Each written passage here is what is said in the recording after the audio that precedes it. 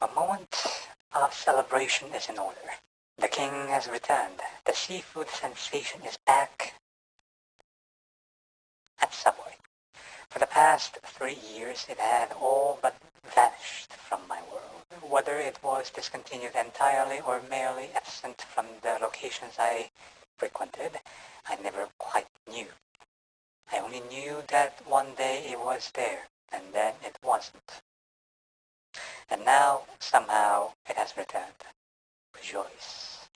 Splendid. The sandwich itself is hardly extravagant.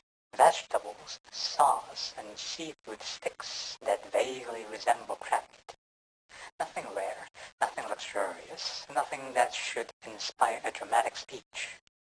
Yet, its disappearance raises a question. Where did it go? 3 years is a long absence for something so ordinary. Was it never universally available?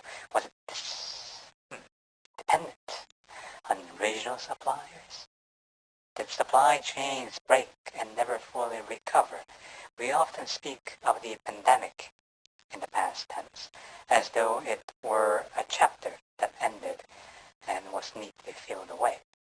Yet traces of it remains everywhere, not only in medicine or public health, in shelves, in menus, in products that quietly disappeared, in familiar items that returned smaller, weaker, more expensive, or not at all. Food, clothing, building materials, electronics. Everything feels slightly diminished, as if the world lost a few pieces and never quite replaced them. Not enough to cause alarm, just enough to notice. A missing menu item here, a discontinued product there, a favorite brand quietly reformulated, a material substituted, a quality reduced.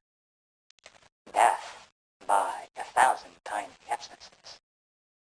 So I wonder where the seafood sensation was merely another casualty of that era.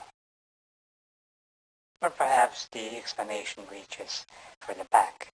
Everything comes from somewhere. The fish from the sea, the vegetables from the soil, the packaging from forests and oil fields. Even the buildings that house the restaurants begin as raw materials pulled from the earth.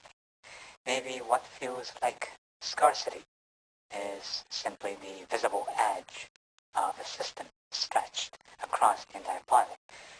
A reminder that the things we consider ordinary depend on countless invisible processes remaining uninterrupted.